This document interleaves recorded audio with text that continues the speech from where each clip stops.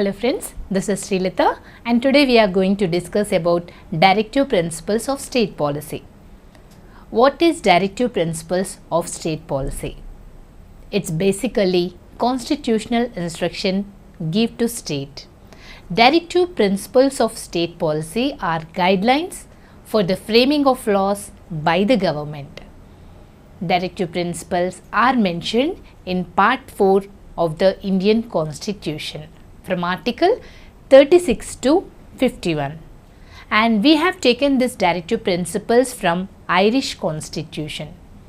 You should remember this. We have to take the concept of Directive Principles taken from the Irish Constitution.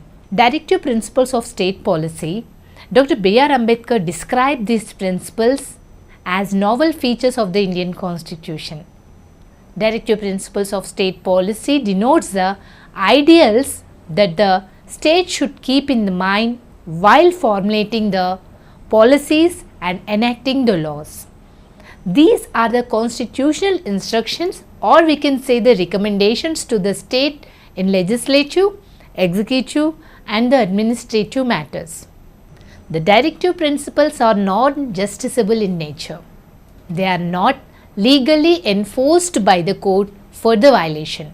When we see the fundamental rights, it is justiciable in nature, right? Now let us see the classification of the directive principles of state policy. Directive principles are not classified in the Constitution, but we classified it for our convenience, right? Directive principles of state policy can be classified into three types, that is socialist, Gandhian and liberal and intellectual. These are the three principles of the directive principles of state policy, right? When we take the socialist principle, it consists of Article 38, 39, 39A, 41, 42, 43, 43A and 47. When we take the Gandhian principle, it consists of Article 40, 43, 43B, 46, 47 and 48. Liberal and intellectual principle consists the article of 44, 45, 48, 48A, 49, 50 and 51. Now let us see these articles in detail.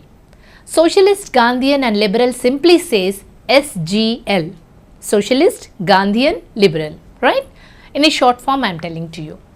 Socialist principle aim provide social and economic justice and set the path towards welfare state.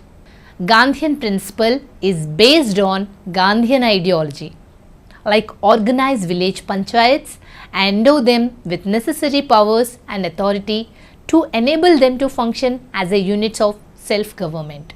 When we come to liberal and intellectual principles, it represents the ideology of the liberalism. They direct the state to secure for all citizens a uniform civil code throughout the country, to provide early childhood care and also the education, so on. So these are all comes under the liberal principles. This is the introduction of the directive principles of the state policy. Thank you.